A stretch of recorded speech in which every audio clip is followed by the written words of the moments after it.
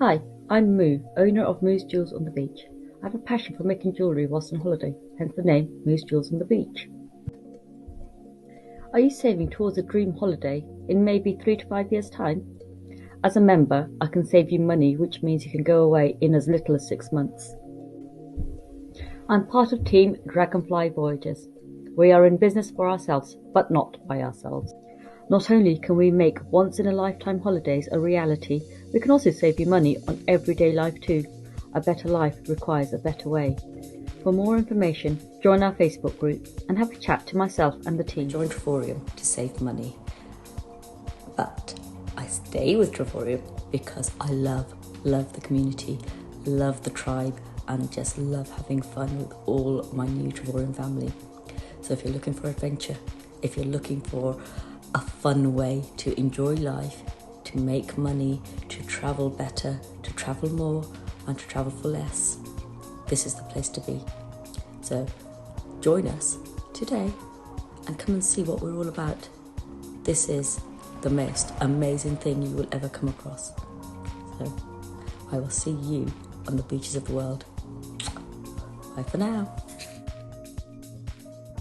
Travel trends. We have Expedia Group Vice Chairman and CEO Peter Kern. Good morning to you. Good morning, everybody. Airfares we've been talking about have been climbing. Yep. So essentially, do you think it's going to be smooth flying if you haven't booked your flights yet for the holiday season? Yeah, I mean, prices are high, as you've talked about all week. Yeah. And, airports will be crowded. So it's going to be a big travel year. I mean, remember last year at this time, Omicron was here. So people were a little bit more reserved, but now they're kind of letting loose. Everybody's traveling. So it's going to be busy. It's going to be a little more expensive, but I think it'll go smoothly.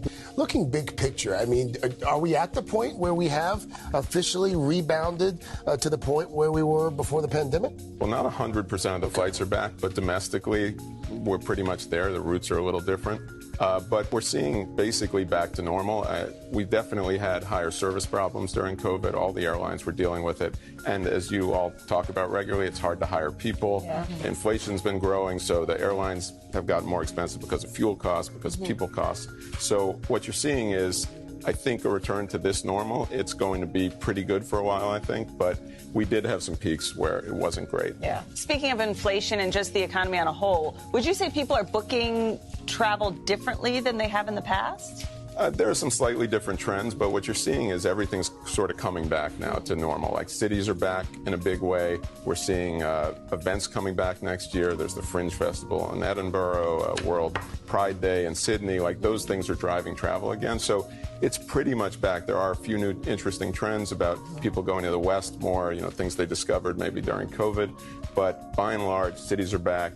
Travel's back, air travel's back, and international travel's back. Yeah. Let's talk about some travel trends on that note. I bet you've been to some beautiful places, but that's another conversation. I know, right? I was looking at some of the top destinations. Let's talk about top destinations, and then we'll get into some of the places that they're going. But mountains and beaches, no surprise there. No real surprise, but we have seen a big increase in the West and mountain places, and it's spreading out. It's not just Yellowstone. It's not just a few places. It's kind of covering the mountain states more broadly. That's up about 30%. We're seeing particularly in Vrbo and in vacation rental bookings, so that's big.